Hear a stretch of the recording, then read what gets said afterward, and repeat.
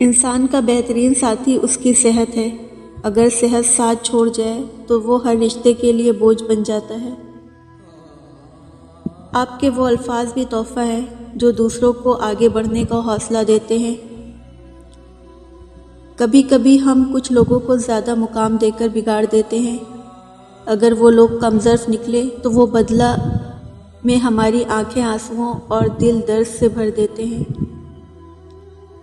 حضرت عثمان علیہ السلام کا فرمان ہے، جو ایک بیوقوف کے ہاتھ پیغام بھیجتا ہے، اپنے پاؤں آپ کاٹتا ہے۔ چیزیں اگر قابو نہ پائیں تو رخصت ہو جاتی ہیں، اور صبر چاہے طویل عرصے تک چلے ختم ہو جاتا ہے، اور زندگی کسی کے لیے نہیں رکتی۔ اخلاق کی قیمت نہیں ہوتی، لیکن اس سے ہر چیز خریدی جا سکتی ہے۔ ایک بار جب اللہ کی طرف سے نعم و بدل آ جائے تو آپ بھول جائیے گا کہ آپ نے کیا کھویا۔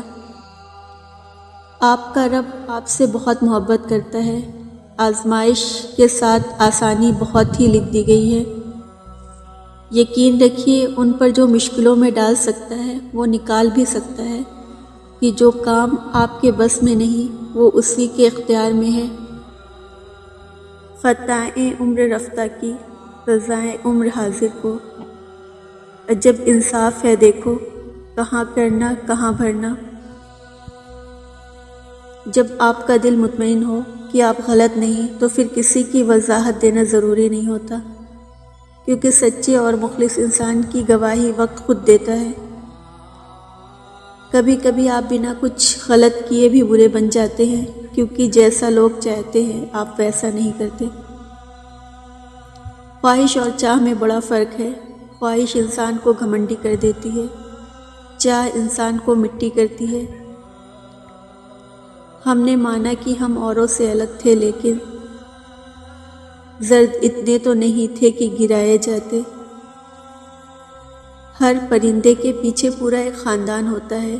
شکار کرتے وقت اپنے ایک لقمے کے لیے ان بے زبانوں کا گھر ویران نہیں کرنا چاہیے۔ نہ کوئی کسی پہ مرتا ہے، نہ کوئی کسی کے بغیر مرتا ہے۔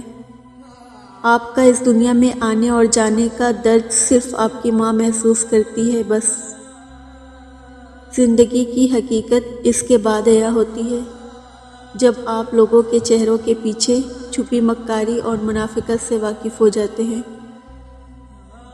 مجھ سے نہ ہو سکے گی زمانے کی بندگی، مکار بھی نہیں ہوں اداکار بھی نہیں۔ حیثیت کا کبھی بھی غرور مت کیجیے، کیونکہ اڑان ہمیشہ زمین سے شروع ہو کر زمین پر ہی ختم ہوتی ہے۔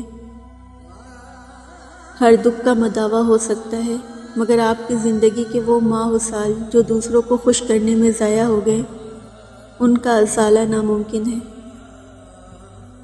اگر آپ کو کوئی ہلکی سی چیز افسردہ کر دیتی ہے تو سمجھ لیجئے آپ اپنے سینے میں بہت بھاری چیز چھپائے ہوئے ہیں۔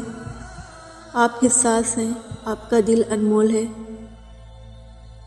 جو دین کو برباد کر کے دنیا سنوارتے ہیں، ان کا نہ تو دین رہتا ہے نہ ہی دنیا سنور پاتی ہے۔ اپنے رزق، اولاد اور محبت کو لوگوں سے چھپا کر رکھو۔ حسد سلفی ہے، حاسد کسی چیز کو دیکھ لے تو وہ تباہ ہو جاتی ہے۔